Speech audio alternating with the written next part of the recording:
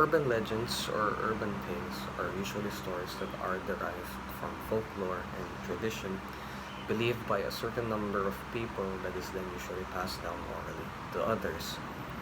These are usually the most common stories you will hear your grandparents say, with most seeming almost improbable or almost seeming like a fantasy.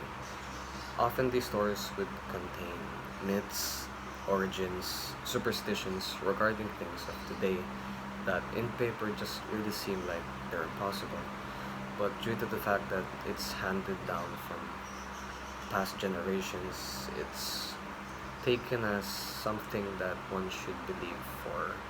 We often see older people to be wiser as they have experienced more. So it seems like these urban legends become legends because they seem improbable, but due to its traces backing behind it, also seems to be true. And now in the story, the title starts with a T instead. It's urban legends instead of just urban legends. So the reason for that is in the story, the two main characters are Jing and Vince. Jing is Vince's sister, which tells him of a story about a man working as an OFW, as an engineer in Dubai, and he knew of his friend that was going to go home back to the Philippines for the holidays, and the man asked for him to count him in. But instead, he didn't pay for an airline ticket, he paid for an extra baggage fee. From that, you can infer that he hid inside one of the boxes or the baggage among with the rest that were on the trunk of the airplane.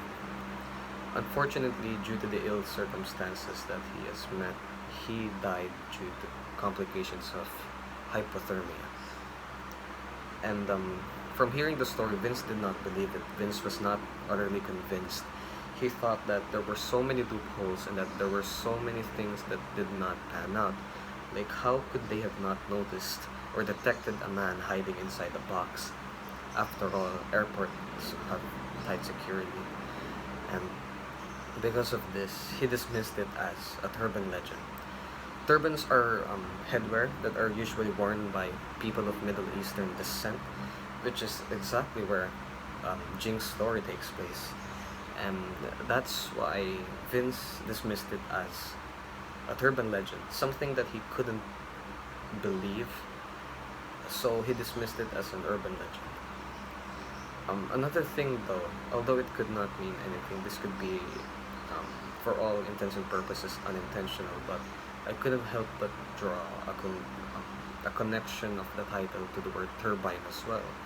Seeing as how the myth or the story took place inside an airplane, a man who was hiding inside the box, one could not help but make the connection that it could have possibly been also be a connection to the word turbine for turbine legend. But that's just my opinion.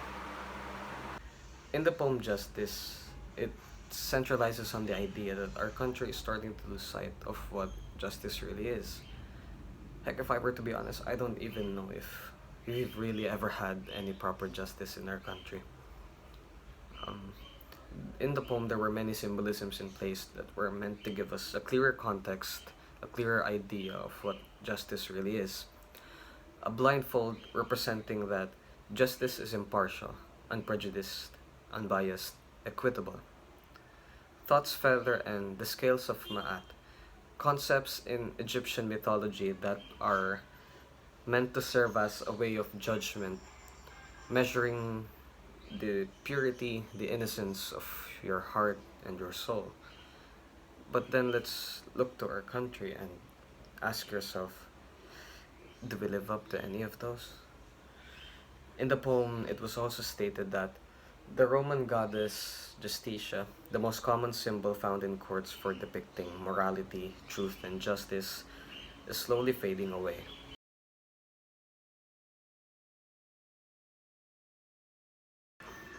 In the world that we live in now, evidences can be forged, testimonies can be falsified, and our governing members are corrupt. There isn't really any way for justice to thrive in our country. Another thing though mentioned by the poem is money. And as the common saying goes, money is the root of all evil. Those who are bound to its insatiable desire turn a blind eye to justice and only seek and pursue their own selfish interests. And at the end of the poem, another important thing was stated, which was about the impeachment of Chief Justice Renato Corona on December 21st, 2011. It gives us the message that no matter your power, your position, your standing, the law is inescapable. The law is absolute and pure. Be you a priest, a senator, even a god. Nothing escapes the law. It gives us the message that no matter who you are, your actions, consequences will always exact a toll back on you. In the narrative Preludes, it tells us of a story of concubinage, betrayal, and gender inequality.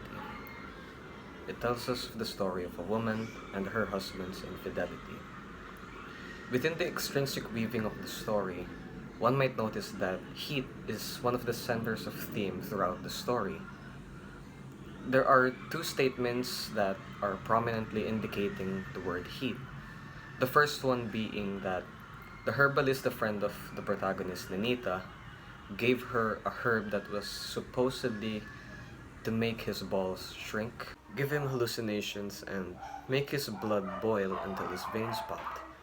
And in the last line of the story, Nenita went outside to gather some leaves, and she stated that, and I quote, that it was certainly hot enough to boil an old man's blood and pop his veins. The exact same phrase worded again paragraphs from after it was first stated. And now I think this is relevant because I think that it holds importance as to why it was repeated. It tells us a message, something that, what if Nenita killed her own husband? Now hear me out on this. In the story, we know that the husband has had many affairs with other women, and we also know that Nenita takes her back and nurses him back to health. No questions, no worrying, no complaining. She just lets her husband back in. And that alone for me is quite suspicious. The story is worded in such a way that it implicates that the husband died due to a heat stroke, and also because of the complications that he already had. But hear me out again. At the end of the story, when the final moments of the husband finally took place, Nenita laughed at her own silliness along with the applause of the crowd.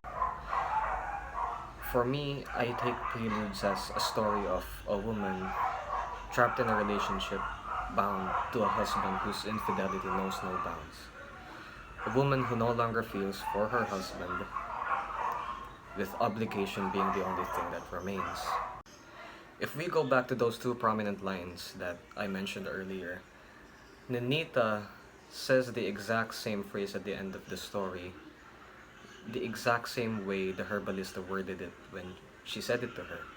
And for me, this means that Nenita knew it was her.